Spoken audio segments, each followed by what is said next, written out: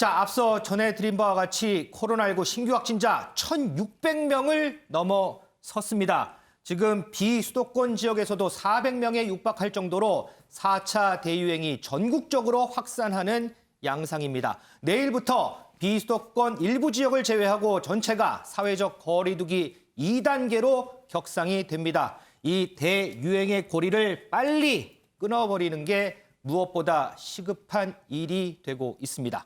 윤정 기자, 이런 상황에서 어제 정은경 질병관리청장 국회 나와서 연신 사과를 하더라고요. 네, 맞습니다. 어제 국회에서는 보건복지위원회가 열렸는데요. 여기에서 정 청장 거듭된 사과를 하는 모습을 보였습니다. 가장 큰 이유는 바로 이거였습니다. 그제부터 50대 백신 접종 사전 예약이 시작됐는데 이게 돌연 일시 중단되는 사태가 벌어졌잖아요. 그랬죠. 바로 모더나 백신 수급 물량이 조기에 소진됐기 때문인데요. 이 부분과 관련해서 야권의 공세가 거셌습니다. 어제 모습 보고 이어가겠습니다. 조기에 예약이 종료된 거에 대해서 상세하게 예약 일정에 대해서 설명드리고 안내드리지 못해 송구하다는 말씀 먼저 드립니다. 물량은 확보해서 예약은 계속 진행해서 충분히 백신을 맞을 수 있도록 안내를 드리겠습니다. 그러면 청장님, 우리 국민들께 백신 공급은 문제없이 걱정하지 말라.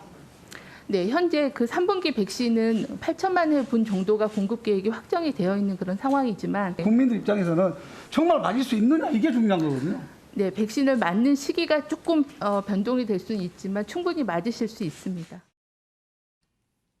네, 그제 이 사전 예약하려고 컴퓨터 앞에서 기다리신 분들 굉장히 많을 것 같아요. 그렇죠. 이 55세에서 59세 352만 4천여 명에 대한 예방접종 사전 예약이 당초에는 12일부터 오는 17일 오후 6시까지 진행이 될 예정이었거든요.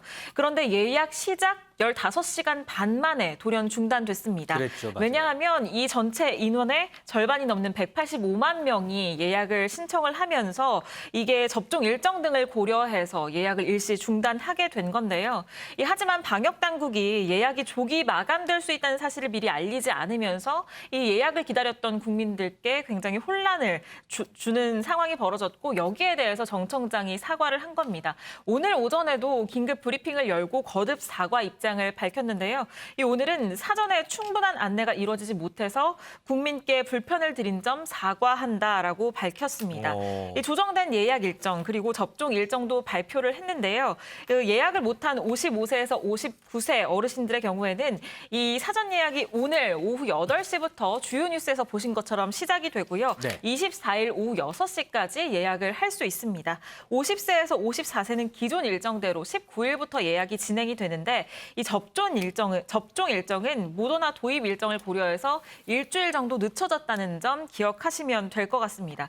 어제 정 청장 보건복지위원회에서 이 문제뿐만 아니라 다른 문제에 대한 사과도 했습니다. 다른 문제요? 네, 바로 변이 바이러스가 지금 너무 확산이 되고 있는 상황인데 이걸 미처 예상하지 못하고 안일하게 대응해서 더 확산을 키운 것 아니냐라는 지적들이 나왔는데요. 네. 여기에 대해서는 정 청장은 거리두기 개편안과 예방접종 인센티브를 발표하면서 완화된 메시지가 전달된 것 같다라면서 거듭 사과 입장을 밝히기도 했습니다. 네. 이 방역 사령탑이라고 할 수 있는데 정 청장이 이 방역 실패에 대해서 거듭된 사과에 나서면서 좀 리더십에 균열이 일고 있다라는 지적도 나오는 상황입니다.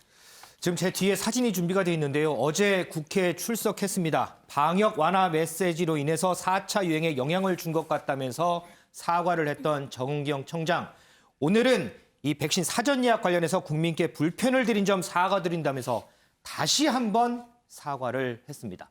자, 그런데 윤지용 기자, 네. 지금 이 4차 대유행 관련해서 김호란 청와대 방역기획관에 대한 비판이 많아요. 네. 이 부분에 대해서도 어제 정 청장한테 질문이 쏟아졌다면서요. 네, 맞습니다. 어제 보건복지위원회에 김호란 이 방역기획관이 참가를 하지 않았는데도 불구하고 마치 주인공 같은 모습이 벌어졌는데요. 어제 야당의 공세가 집중됐습니다. 이 모습도 준비해봤습니다.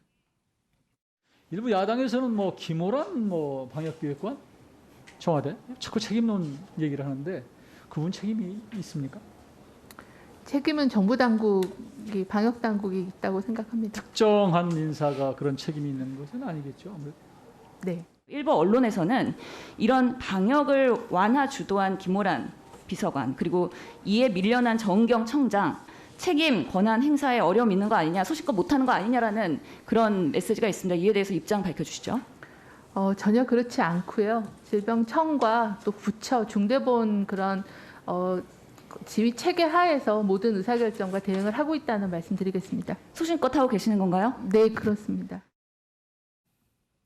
지금 현재 이 코로나19 상황이 조금 잠잠해졌을 때 나왔던 이 소비 쿠폰, 또 백신 접종자에 대한 인센티브, 그리고 사회적 거리두기 개편안 등이 이 사실상 이 4차 대유행을 키웠다라고 야당은 보고 있는데 네. 이걸 기획하고 주도한 게 김오란 기획관이라는 게 이 야당의 주장입니다. 그러면서 이 기획관이 방역 완화안을 밀어붙였는데 이 방역 당국과 엇박자를 냈다라는 지적까지 지금 내놨는데요. 네네. 이 정 청장은 여기에 대해서는 김오란 기획관 개인이 아니라 방역 당국의 책임이 있다라면서 진화에 나서는 모양새였습니다. 하지만 김기현 국민의힘 원내대표는 김오란 기획관의 경질을 촉구했고요. 또 안철수 대표 역시 청와대 방역기획관이 왜 필요하냐. 이 국민 세금이나 축내는 방역기획관 자리는 당장 철거해라라고 공세를 쏘아붙이고 있습니다. 자, 이동석 기자, 이와 관련해서 이 박수현 청와대 국민소통수석 관련 해명을 내놨더라고요. 네, 맞습니다. 박수현 수석, 그러니까 청와대와 방역 당국 간 갈등은 없음을 강조를 했습니다. 박 수석은요, 청와대가 이래라 저래라 하는 시스템이 아니다. 방역 전문가들이 의견이 언제든 최우선이라고 강조를 했는데요. 박수현 수석의 발언도 저희가 함께 준비해봤습니다. 전혀 사실이 아닙니다. 방역 전문가들의 의견을 언제든지 최우선시해서 듣고 있다.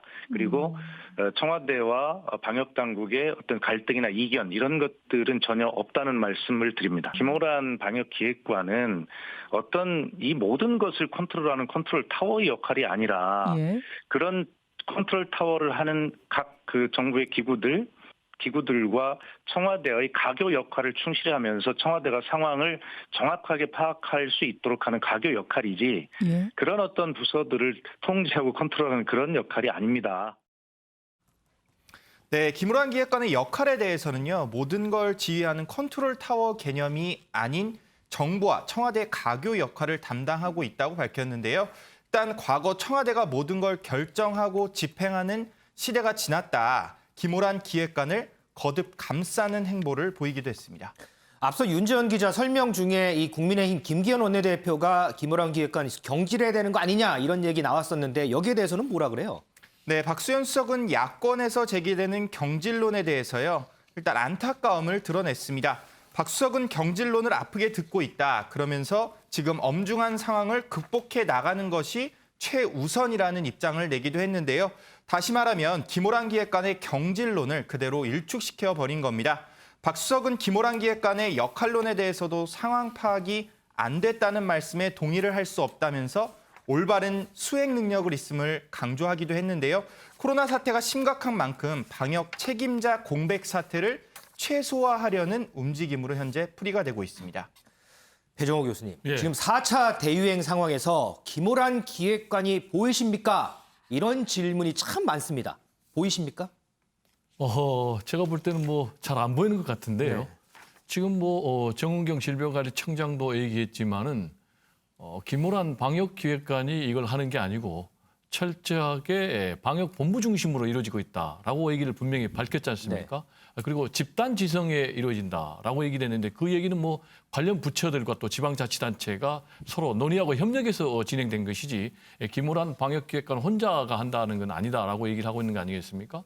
그런데 박수현 수석 같은 경우도 가교 역할을 하지만은 과거처럼 뭐 청와대가 총괄 집행하는 그런 컨트롤 타운을 하지 않는다라고 이제 분명히 밝혔기 때문에 김오란 이분에 대해서 계속해서 근거 없이 비난하는 것은 제가 볼 때는 정치적인 공세가 아닌가 이렇게 생각이 되고요. 네. 지금 이제 계속해서 이 코로나19가 창궐하고 있는 이런 상황에서는 방역 당국이 흔들리게 되면은 전체 방역이 흔들릴 수밖에 없는 그런 상황 아니겠습니까?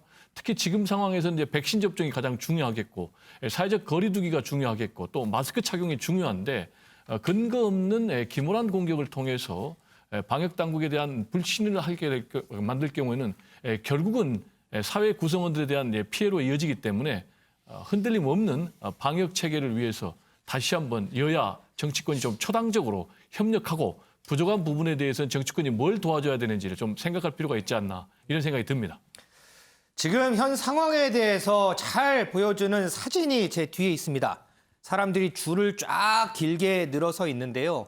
바로 선별검사소에서 검사받기 위해서 늘어서 있는 시민들입니다. 그런데 우산을 하나씩 들고 있죠. 지금 장마철이라서 우산을 들고 있는 게 아니고요. 최근에 폭염이 엄청나게 내리잖아요. 그래서 이 지자체에서 이 시민들 볕이라도 좀 피해 보시라 그러면서 지자체가 제공한 우산입니다. 그런데 이와 또 반대되는 사진이 있습니다. 자, 다른 곳을 보면요. 이런 우산도 없이 그냥 땡볕에 그냥 노출돼서 길게 늘어서 있는 그런 분들도 참 많습니다. 그런 지자체도 이런 아이디어 한번 내보는 게 어떨까 싶습니다. 무엇보다도요, 우산을 쓰든 안 쓰든 이렇게 시민들이 진단검사를 받기 위해서 길게 줄을 늘어선 모습 빨리 없어져야 되겠죠. 지금 우리 국민들, 시민들 개인적인 철저한 방역도 중요하지만요. 저희가 앞서 얘기 나눈 대로 정부, 방역 당국의 기민한 대처가 더욱 요구되는 지금이 아닌가 싶습니다.